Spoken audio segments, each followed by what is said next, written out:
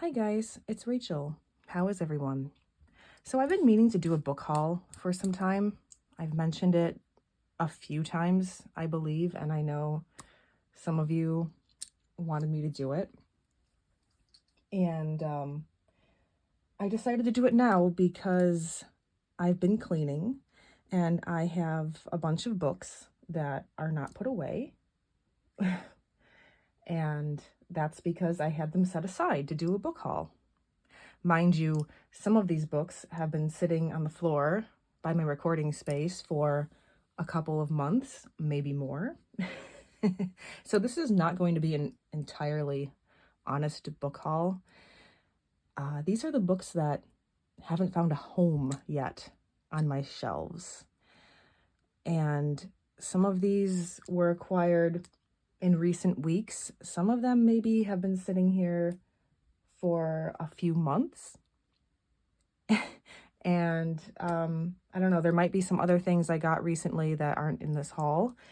But I buy a lot of books because, do I need an excuse? My daughter really likes to go to the bookstores, so let's just blame it on her. Yeah, it's my daughter's fault.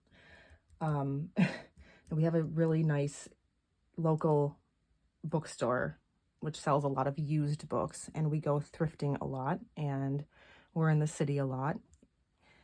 We just like books. What can I say?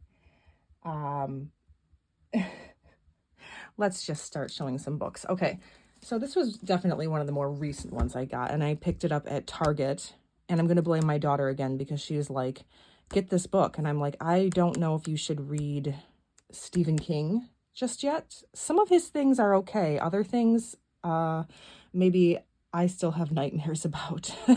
They can be very psychologically disturbing. But I do like Stephen King. He is very good. And this is a collection of short stories. I haven't read any reviews on it or anything, but I thought, why not support Target? Like, it needs support. No, it was, yeah, she'd seen it there a couple of times and asked me about it, and I think it was on sale. But I am interested in reading it, and I haven't read Stephen King in a while. This one's been sitting around for quite a while. So it's funny, you guys know I've talked about Moby Dick in many of my videos, and I mentioned how I just felt called to read it. So even before I was really feeling the pull, I couldn't stop thinking about whales. I don't know. I can't explain it. I'm not going to get into it here, but I was looking for books on whales, and this was one of the ones I found. Spying on Whales, the Past, Present, and Future of Earth's Most Awesome Creatures by Nick, I don't know how to say that, Piensen? I'm not sure.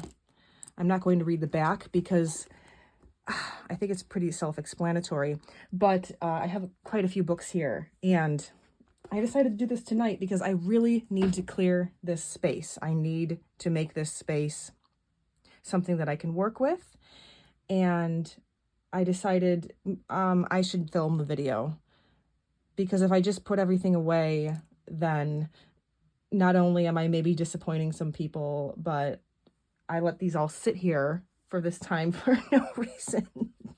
So this might not be the best haul. I'm not going to really talk about these books too much, but yeah, sorry I'm so rambly. Songs of Innocence and Experience. This is William Blake. I just wanted this little printing. Is this sort of like a facsimile? Maybe, you know what I mean? Like, it has his original art in here. And I thought it was darling, and it was very inexpensive.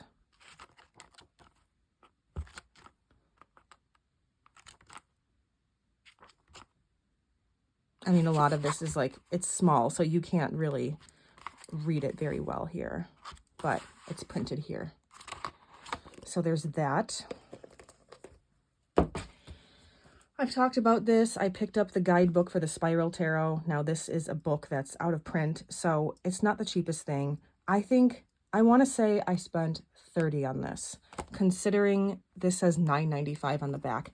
$30 is a lot for me to spend on something like this, but I really love the deck, and I just thought, you know what, I'm going to get it now while it's sort of affordable.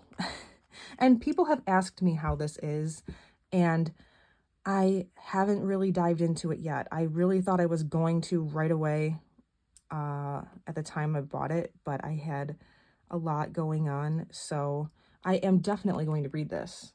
I mean, I spent the money. I'm definitely going to read it, and I am definitely going to share with you my thoughts. But I've heard that it's good. So this, I actually don't know when I got. I'm including this because I was so excited. I was so excited to discover that I have this. I was looking for books that I could donate. It's very difficult for me to get rid of books, but there was one book I knew that I could get rid of, and I knew where it was, and I knew on what shelf it was, in which room it was. So I was just scanning all the books after I picked up the book that I was going to donate, and I'm like, is there anything else that maybe I can part with or store up in the attic? And I saw this, Nathaniel Hawthorne, The Marble Faun, on my bookshelf, and I was like, I have this? Oh, I was so excited because I almost bought this in Salem not very long ago at all. We were in some shop, some bookstore, and I had it in my hands. I was going to buy it. It was sort of expensive, and I decided to wait. I wanted to buy something else. I think it was a puzzle for my daughter or something.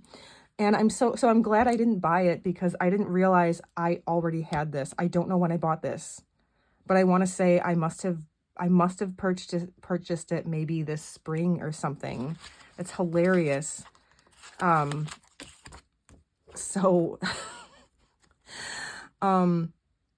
had this conversation with a couple of people recently that this does happen sometimes, where you will buy a book or maybe a movie or something else without realizing you already have it. You know, the bigger your collection gets. But I've been wanting to read The Marble Faun for quite some time, and I love Nathaniel Hawthorne. So I feel like I went shopping. Yeah, this was last night that I made this discovery. All right. Other Lands by Thomas Halliday. You guys have probably heard of this book. A Journey Through Earth's Extinct Worlds. So let's see if I can read any of the back here. While offering us a vast perspective on the current state of the planet, Halliday brings us up close to the intricate relationships that defined these lost worlds. In novelistic prose, he illustrates how ecosystems are formed and how species adapt, collaborate, die out, and are replaced. Yeah. So there's that. As I said, I'm going to try to move quickly. Okay, the Satanic Verses. So this is something I picked up a couple of weeks ago when we were at Trident Booksellers in Boston. And I'd been interested in this book for a while, and I know recently Nicole over at A Cottage Witch had talked about this in one of her book wrap-ups, and she said that it was excellent. So I was very excited to find this bargain-priced book and didn't even hesitate. So I'm excited for that. All right. Frank Herbert, Soul Catcher. So a few of you might know I'm a big Frank Herbert fan. I don't know, should I read the back? No longer Charles Hobuhet, if that's how you pronounce it. Imitation white man. He was Katsuk, the center, the core from which all perception radiates, and his victim was David Marshall, 13-year-old son of an undersecretary of state, an innocent from the modern white world chosen for an ancient Vice of Vengeance. It says this is an extraordinary book, not only dramatizes the conflict between the culture of the Northwestern Indians and modern civilization, but also weaves a spell over the reader with its eloquent and powerful narrative. I'm sorry that I really can't talk tonight. But I don't know, I think I'd heard a couple of things about this book, and I am obsessed with buying vintage paperbacks, and I thought this was cool. And Frank Herbert paperbacks, or any of his vintage books for that matter, are ridiculously expensive nowadays. And this one was pretty affordable. So I picked that up. I don't know when I'll read it. John Updike, The Witches of Eastwick. In a small New England town in the late 1960s, there lived 3 witches. Alexandra Spofford, a sculptress, could create thunderstorms. Jane Smart, a cellist, could fly. The local gossip columnist, Suki Rougemont, could turn milk into cream. And blah, blah, blah. It sounds sort of reminiscent of the book that I read last year for Gothlit November, Conjure Wife. It was like that. It was like all of the women in the town were secretly witches, you know, but I'm sure a lot of you people know what that is. I don't know why I say you people. Like, I think I'm all wound up tonight. Okay, we have Odd John and Sirius. So this is 2 works in one book. Odd John and Sirius by Olaf Stapledon. 2 science fiction novels. Don't you just love this cover? Sorry, I kept it in this plastic here. Okay, I'm not going to bother with removing it, but fun, right? So, yeah, he's quite the revered science fiction novelist, and actually, I don't know as I've read anything by him. I'm not really a big science fiction person. I mean, I've read a handful of things that I've felt compelled to read, but I haven't read any of his stuff. So I wanted to get Odd John. All right. Okay. If Not Winter, Fragments of Sappho. These are translated by Anne Carson. I love Anne Carson, and I have a few of her books. That being said, I really hope that I didn't already own this, because I will say after I brought it home, I'm like, did I already have this book? Because this has been on my list for a long time. And I really hope I didn't already own it. Again, I got this at Trident Booksellers recently. But you guys probably know who Sappho was. Archaic Greek poet. And Anne Carson is amazing. And I love Anne Carson's essays and poetry as well. So, yeah. We have World of Art, Georgia O'Keeffe. So I have a few of these books in the World of Art series. I have the Art of the Middle Ages and the Art of Ancient Greece. I think I have the Egyptian one. I can't remember if I have the Russian realist one, but anyway, Georgia O'Keeffe. So this was purchased at the museum recently when we went to see the exhibit, which, oh, I didn't even talk about that yet. And it's November. What's the date?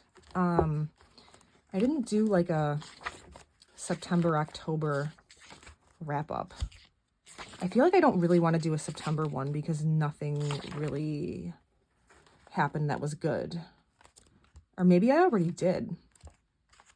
I think I probably talked about the most exciting September happenings in my summer wrap up, considering it's still summer.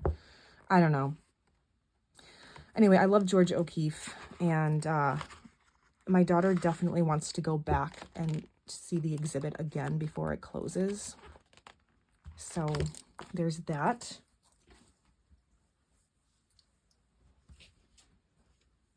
A Sand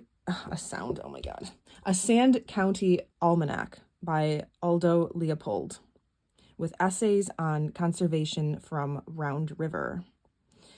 We can place this book on the shelf that holds the writings of Thoreau and John Muir. So I'll read the back for you here. A series of astonishing portraits of the natural world, a Sand County Almanac explores the breathtaking diversity of the unspoiled American landscape at the peak of its beauty and majesty. Conjuring up one extraordinary vision after another, Aldo Leopold takes readers with him on the road and through the seasons on a fantastic tour of our priceless natural resources, the mountains and prairies, the deserts, and the coastlines, ever mindful of ecology and environmental preservation. A classic collection, a Sand County Almanac is a stunning tribute to our land and a bold challenge to protect the world we love. So this book, if I remember right, I think it's older. I think it's from the 1940s. So I'm always hesitant to read things like this as they make me very, very sad and often very angry. But I think this is probably going to be a very beautiful book. Look at these illustrations. Yeah. Oh, it's so lovely. Look at that. I don't know when I'll be reading this. Maybe this spring. I don't know. But beautiful. All right. The Quick and the Dead by Joy Williams. I think I read somewhere, somebody categorized this as magical realism, maybe. I'm not sure if that's accurate, but I'm excited to read this. I picked this up just a few weeks ago. I'll read just a little bit here. Misanthropic Alice is a budding eco-terrorist. Corvus has dedicated herself to mourning. Annabelle is desperate to pursue an ordinary American life of indulgences. Misfit and motherless, they share an American desert summer of darkly illuminating signs and portents. So I think you get the gist, right? I've heard that this is very strange, but superbly written, and I'm sure that it'll be right up my alley. And there's not really much else I can say about it. I haven't read too many reviews on it because I don't want a lot spoiled for myself, but that's been on my list. Secrets of the Stones, the story of astroarchaeology by John Mitchell. I saw this, I think, when I was perusing some vintage seller online who was selling books for, really cheap prices, and I just fell in love with the cover and didn't even hesitate. And I love these vintage photographs in here. Yeah.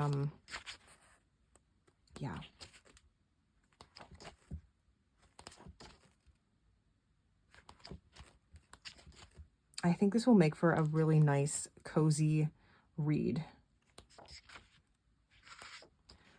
I don't know, like all these books, now that I'm showing them, I'm like, I just want to read them all right now. Yeah. Okay, cute. It's cute. This video is probably not going to be very good. It's probably going to be really weird, but you're going to like it, I think. That's all I can say. Diary of a Genius by Salvador Dali. So these are his published diary writings, I believe. And I think that this is volume 2 or something. Yeah.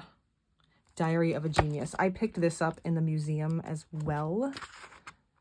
And yeah, there's a Dali exhibit there right now, and it's really good. And I've gone a couple times to see it. So, all right. What next? Inside Churches, a guide to church furnishings. I don't know why. I just felt like I had to buy this. Inside Churches. How many times have you wandered into a church or cathedral and yet been able to understand your surroundings? How old is it? What does that inscription mean? Why is this object here? What was its use? The answers are here, described in words and drawings with a full index to help you find your way around.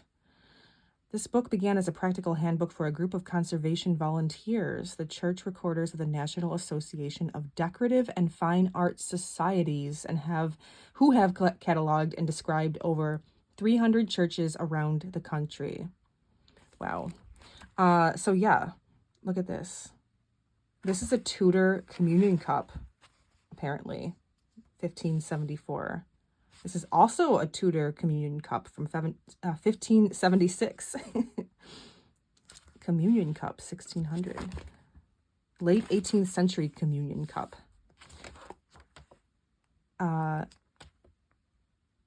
Wrought iron hinged strap lock and staple to secure a font cover. Yeah, this is under metal fixtures. There's these tabs in here. Metal, lettering, heraldry, decoration. Oh, look at all the plants. This is cool. I don't know why I bought this, but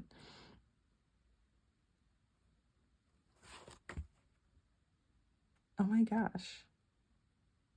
Costume.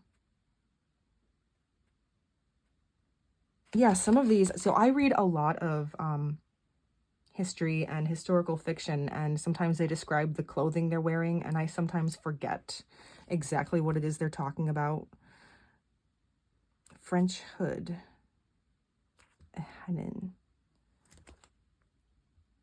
Okay, I'm sorry, I'm like zoning out.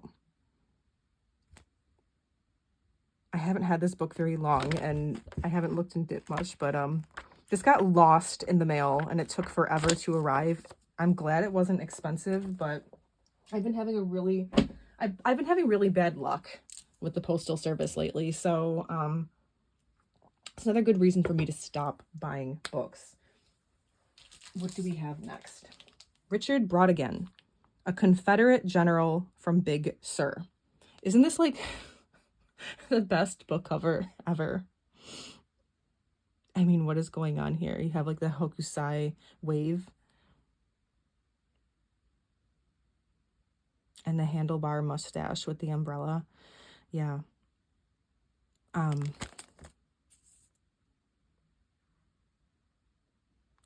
This zany, brilliantly funny novel sets Lee Mellon, a descendant, maybe, of a Confederate general loose in California, seeking truth in his own modern-day war against the status quo and the state of the Union in the last good time this country ever had. An absorbing, irritating, and terribly amusing book. That's why I bought it. But I've heard some things about Richard Brautigan, so I'm excited. All right. Arthur Rimbaud. This is the complete works, including A Season in Hell and Illuminations. So yeah, I picked up the complete works. I think maybe I had some other stuff around, but this was another bargain book at the Trident booksellers. So we'll see how the translation is. Moving on, I got some Lore Olympus, volume 2, volume 3. Yeah, I was reading this comic online, you know, like the, what is it called? Webtoon app.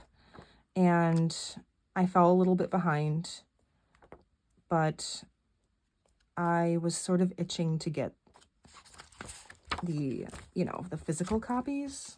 It's fun. It's fun. I'm sure many of you know what Lore Olympus is. It's a comic about, you know, Persephone and Hades. And I know some people have a problem with that, but I mean, it's a comic. It's for fun. And I enjoy it. Okay, what's next? The Book of the Great Queen by Morpheus Ravenna. So this has been on my list for a while, and this book can be hard to find. I spent a little bit on this. I don't remember exactly what I paid for it. It wasn't too bad. The Many Faces of the Morrigan, From Ancient Legends to Modern Devotions. It's supposed to be very good. I hope that I really enjoy it. I've read up on the author a bit, and I'm hoping it's going to be really good.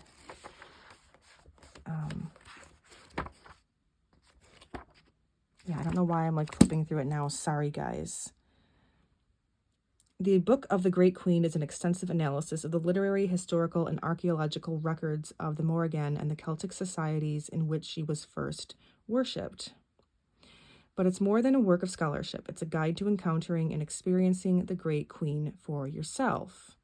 So it sounds good. It sounds like there's definitely some scholarship involved, which I appreciate, and also of experience. All right, what is next? We have the Glenn Gould Reader. If you guys have seen my classical music video, you probably know that I made it sound like I made a music video. No, I made a video on my favorite classical albums, so you probably know I'm a Glenn Gould fan. And this is a collection of his writings. And I'm not going to talk about it, really. I don't want to read the backs of all of these books, but he had some really unique ideas about music that a lot of people didn't agree with. But even when musicians didn't agree with him, they still found him extremely compelling, and he was such a genius. I don't always agree with him, but I still find his ideas fascinating. Love Glenn Gould. We have Hellebore. This is issue number 11. I collect these. I love this little zine. And the art is always fun. And there was another one that came out and recently, I think issue number 12. And I ordered that. It'll probably take a little bit of time getting to me. But yeah. These are fun. Book 4, Aleister Crowley. Yeah, I'm not going to read the book. I mean, I'm not going to read the back. Yeah. I'm just going to flip through it a bit. These books, too, can be hard to find affordably. And just, they're difficult to find sometimes printed in a format which isn't weird and bootlegged and impossible to read or just annoying. And I found this one very affordably.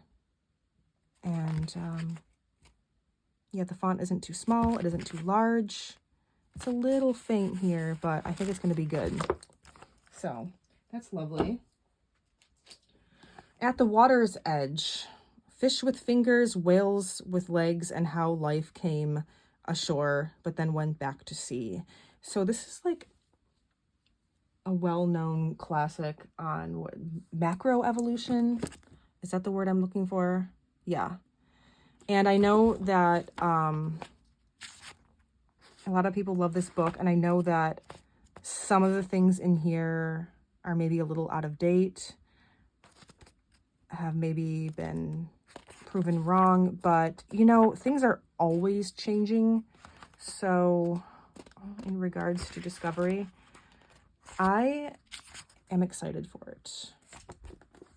When I bought it, I thought that I was going to read it after I was done with the book that I was reading, and I didn't. And I think it's because I started reading Moby Dick.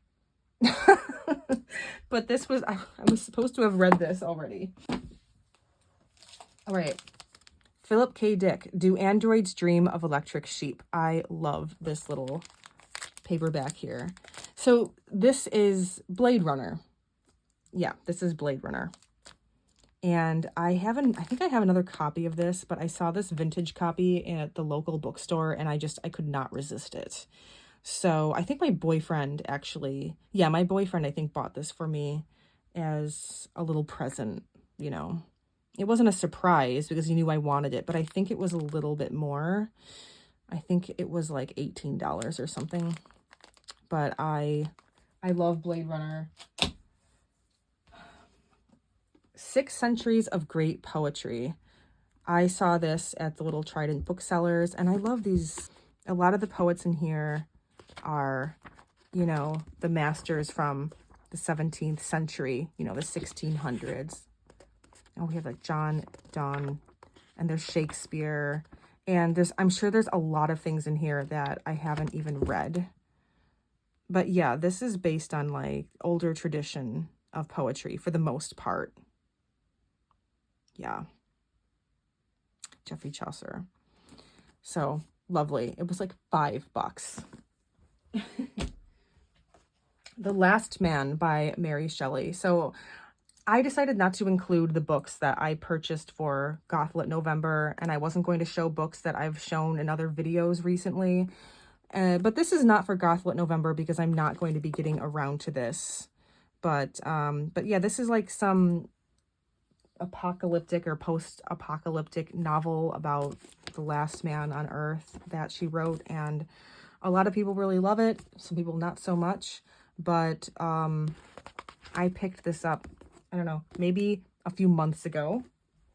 Also by Mary Shelley, we have Matilda. Now, the premise of this is pretty disturbing. Yeah, it sounds like it's going to be really disturbing. I don't know why the back is so weird like that. I got this on Amazon. But I think it's about a young woman whose father develops an attraction to her. And I think she seeks to escape him or something. It sounds pretty disturbing, but I think anything written by Mary Shelley is worth a read. We have The Bird Way, a new look at how birds talk, work, play, parent, and think. So I'm excited for this. I'm going to try to move a little bit more quickly because I'm not, oh my gosh, yeah, I have to move more quickly. It's 30 minutes in, and I've accumulated more books than I realized. Robbie Krieger, Set the Night on Fire, Living, Dying, and Playing Guitar with the Doors. It's pretty self-explanatory. So all of the members of the Doors, they've, you know, written their own memoirs on it, their time in the band. So I'm really excited for this. Lies and Sorcery by Elsa Morente, translated by Jenny McPhee. I was so thrilled to find this when I went to Barnes & Noble with my daughter a few months ago. I was just hoping to find something that was on my list, and most of the time I can't find anything that's on my list, but they had this, and I was thrilled. And I think this is another magical realism work, and I don't want to talk about it because I'm running out of time, but I'm really thrilled for this. It's huge. All right, Shirley by Charlotte Bronte. Again, this is not for Gothlit November. I purchased this recently because I'm still reading Mad Woman in the Attic, and they talk about Shirley, and I haven't decided yet if I'm going to put that on hold and read this first or not, because I already did that with Villette. And I'm probably going to be reading Mad Woman in the Attic into next year. So, The Complete Poems of Anne Sexton. I'd been looking for this for some time, and I found it recently at my local bookshop. Nomenclatures of Invisibility, Poems by Matem Shifera. I'm so sorry if I didn't get that name right. But yeah, that's some more poetry. This book came quite beat up, so I might get another copy, but this is Vandana Shiva Terra Viva, My Life in a Biodiversity of, I think it says Movement. But yeah, I think this is a book which discusses her life and experiences, and yeah, it came so beat up, and the conditions said that it was very good, and it's really not. I mean, it's readable, but this is not very good. Like, come on. I'm not gonna complain. This is the Equinox, you know, Aleister Crowley. This is known as like the Blue Equinox, Volume 3, Number 1. I know these books, this collection can be very confusing. You could very easily buy one of the books in the series, not realizing you already have it, the way that they're numbered. But again, this, I picked this up at a shop in Salem not too long ago, and I mean, they're pricey. This was like, yeah, this cost me like 40 bucks, but I'd seen it for a lot more online. So I hemmed and hawed, and I kept picking it up off the shelf and putting it back down, and then eventually I just decided to buy it.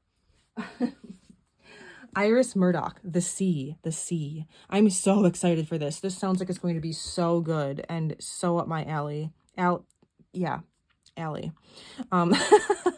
Charles Arrowby, a well-known theater director, has come to live in a lonely house beside the sea. However, his longed-for life of simplicity and solitude is short-lived. The house appears haunted. A strange creature emerges from the sea. Women from whom he intended to escape reappear. So I'm not going to read anymore because I'm trying to move more quickly, but I am so excited for this. I can't wait to start reading that one. Portrait of a Lady, Collected Stories by Khushwant Singh. So Khushwant Singh was an author, but also a lawyer and a politician. And yeah, these are some collected stories. Indian author, if I didn't mention that. Yeah, excited for that. The Captain is Out to Lunch and the Sailors Have Taken Over the Ship by Charles Bukowski. Local bookstore. Nicholas Harnoncourt, The Musical Dialogue, Thoughts on Monteverdi, Bach, and Mozart. So this was something that I was planning to read right away, and then I was reading Moby Dick, and I have some of his recordings of the Mozart, and I think of the Bach, and I'm thrilled that Monteverdi is included because it's difficult for me to find books discussing Monteverdi. So I am going to hopefully enjoy that. This copy of Moby Dick, because it's illustrated by Rockwell Kent. These are the illustrations from the 30s. I think it was the 30s. I don't think it was the 20s. But these are so hard to find affordably. And this is just, even this edition here, this is a modern library edition, and usually you can find these. This is out of print right now for some reason, so ridiculous prices, but I got this one quite affordably. I think it was like $15. Eve's Hollywood by Eve Babbitt. So another one that I'm really excited for. This is just like, a memoir, if you guys know who she is. Sorry, just trying to move quickly. Obsolete Spells, Poems and Prose from Victor Newberg. So Victor Newberg was an interesting dude. You guys might know that he worked alongside Aleister Crowley, and I won't talk about in which ways.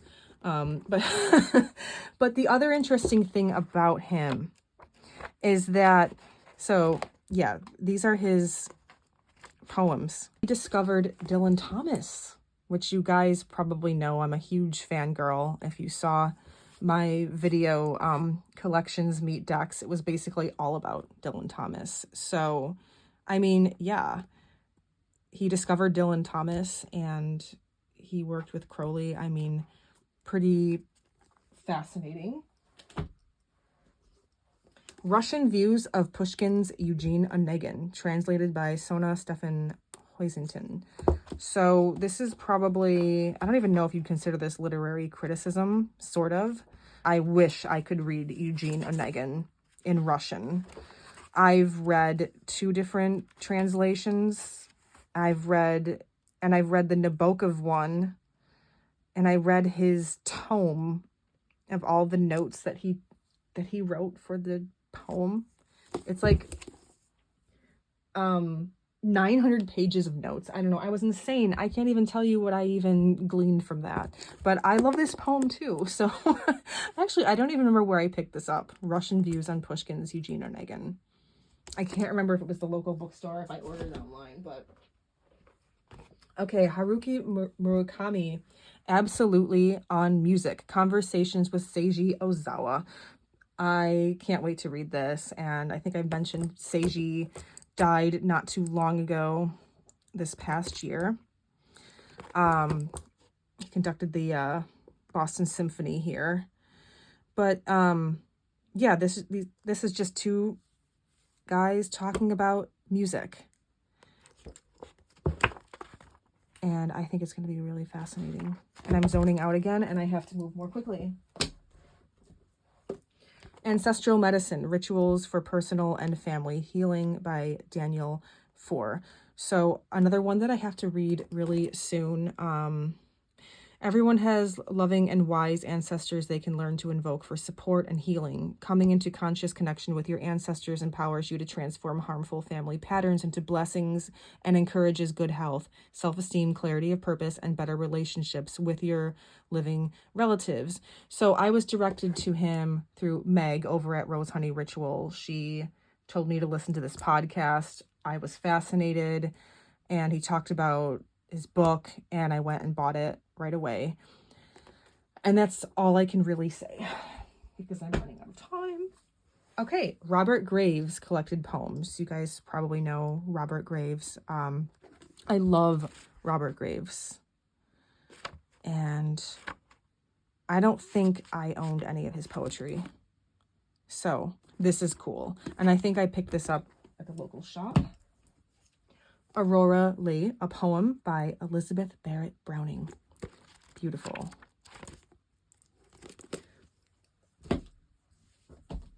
Okay, this is cool. A Blake Dictionary, The Ideas and Symbols of William Blake. S. Foster Damon. Okay, so isn't this beautiful? And this has the like soft, buttery cover on it. My boyfriend bought this for me as a birthday gift, I think. I don't think I included it in my summer videos, but yeah, it's a dictionary of William Blake, like everything that you bump into when you're reading his works, and it explains like the cave, like what he's talking about when he is alluding to a cave or the center, and it's really in depth. And I don't know if I'm gonna read all of this, but I saw it and I was like, how do I not buy this? It's such a beautiful edition. I love the orange. Okay. Sorry if I'm not making much sense. John Dee and the Empire of Angels, Enochian Magic and the Occult Roots of the Modern World. So yeah, this is sort of like a biographical book on John Dee. I'm fascinated with John Dee. And I heard that, I hope this is good. I heard that this is really good. That it's like I heard that this is really good. I forget what I wanted to say about it. But yeah, I heard that it's really well researched and scholarly, and it's not a fluffy book. So I hope so. We're almost done. The Melancholy, oh my God. The Anatomy of Melancholy by Robert Burton. So, oh my gosh, look at this. Isn't this gorgeous? One of the major documents of modern European civilization, Robert Burton's astounding compendium, a survey not only of melancholy in all its myriad forms, but also of humanity's endless efforts to assuage it, has invited nothing but superlatives since its publication in the early 17th century. It's been called the greatest work of prose of the greatest period of English prose writing. So, I mean, yeah, the writing of the 17th century is pretty decadent and heavy and just astoundingly beautiful. But, yeah, I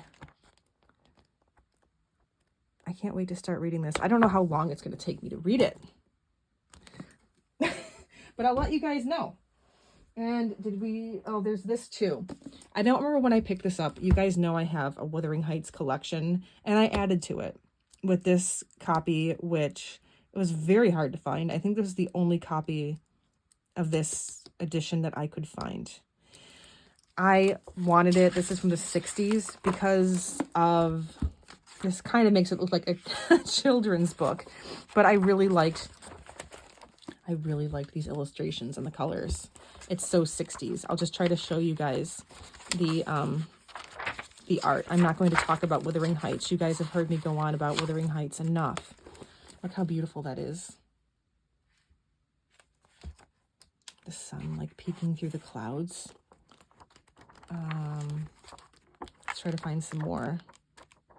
How come I can never find the illustrations when I'm making videos?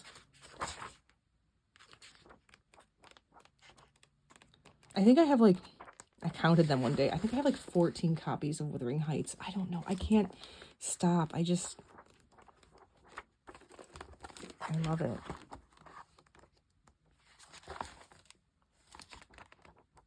But yeah, I mean, one of the reasons being that a lot of those copies that I own are illustrated, and some of them are heavily annotated and include essays that I really want to read. Like, I always tend to read the introductions and everything in the classic novels because they can really enrich your reading experience. So sometimes I read them before reading the novel, sometimes after. With Gothlit November, with a lot of the books I hadn't heard of before, I decided not to read the introductions until afterward because I didn't want spoilers. I just wanted to have fun.